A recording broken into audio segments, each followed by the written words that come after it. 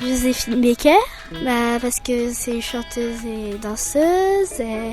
Elle a créé la tribu Arc-en-Ciel et parce que elle a recueilli des enfants qui venaient de tous les coins du monde pour montrer que même si on est différents, on a tous les mêmes droits. Alors j'ai choisi Marinette Pichon car il y a peu de sportifs de haut niveau lors d'hommages aux femmes remarquables.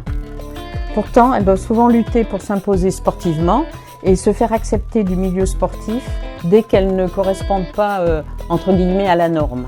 La vie et les choix de Marinette Pichon illustrent bien cela. Pauline Desroulettes, c'est une tennisman. C'était une femme qui a eu un accident. Elle a participé aux Jeux paralympiques. Et j'ai trouvé qu'elle était très courageuse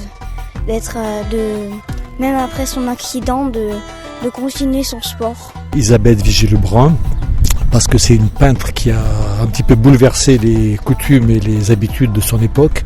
Il faut savoir que ça se passe dans les années 1780 et qu'à l'époque, les femmes n'avaient pas le droit de faire le métier de peintre.